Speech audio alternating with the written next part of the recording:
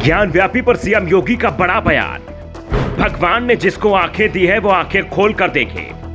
मस्जिद के अंदर क्या कर रहा है त्रिशूल, दीवारें भी दे रही हैं मंदिर के सबूत। योगी आदित्यनाथ से जब सवाल किया जाता है किसी मंदिर या मस्जिद को लेकर तो बड़ी बेबाकी से योगी आदित्यनाथ जवाब देते हैं और बातें रख देते हैं। जब उनसे ज्ञान व्यापी को लेकर सवाल किया गया तो उन्होंने पट से जवाब दे दिया कि त्रिशूल मस्जिद में क्या कर रहा है, मस्जिद में त्रिशूल की क्या जरूरत। ज्ञान व्यापी को लेकर योगी आदित्यनाथ ने क्या कुछ बातें रखी, अगले 2.5 मिनट में हम आपको बताएंगे।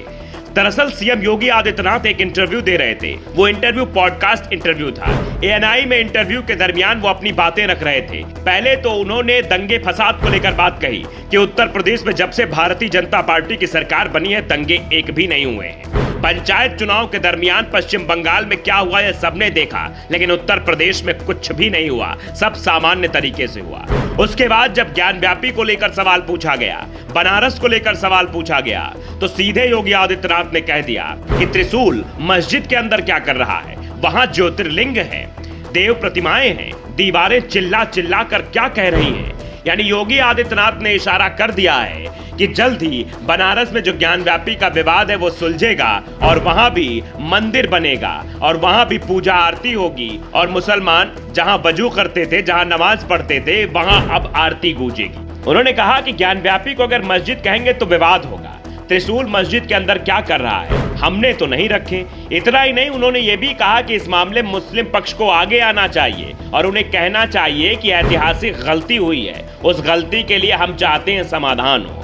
यानी सीएम योगी आदित्यनाथ ने मुसलमानों से भी कह दिया है कि आप लोग ऐतिहासिक गलती मानकर सामने आ जाइए और कह दीजिए हम उस गलती के समाधान के लिए तैयार हैं, नहीं तो बहुत कुछ हो सकता है। और उन्होंने आगे भी कहा कि वहां तो ज्योतिर्लिंग है, देव प्रतिमाएं हैं, दीवारें चिल्ला चिल्ला कर क्या कह रही हैं। मुझे लगता है कि मुस्लिम पक्ष की तरफ से प्रस्ताव जरूर आना चाहिए, उस गलती के लिए समाधान होना चाहिए। फिर उन्होंने आगे भी संविधान की बात करते हुए कहा कि देश संविधान से चलेगा, मत और मजहब से नहीं चलेगा। देखिए, मैं ईश्वर का भक्त हूं लेकिन किसी पाखंड में विश्वास नहीं करता।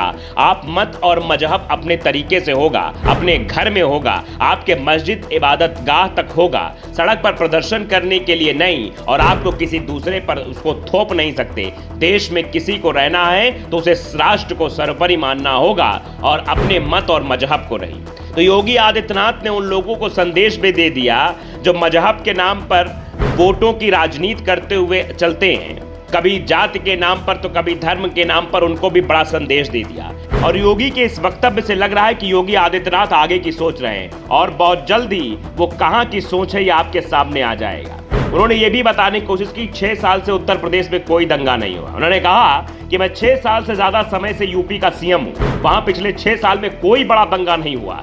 बड़ी बड़ी बात करने वाले लोग देखे तो कैसे चुनाव होने, यूपी के चुनाव देखिए और पश्चिम बंगाल में पंचायत चुनाव हुए, क्या हाल हुआ। वे लोग पश्चिम बंगाल बनाना चाहते हैं देश को। यानी विपक्ष पर भी सीधे सीधे नहीं बल्कि घुमा फिरा के एक हमला जरूर कर दिया। और ज्ञान व्यापी के मामले में जो बात कही है उससे राजनीतिक गलियारों में चर्चा जरूर बढ़ गई है। Bureau report, the such India.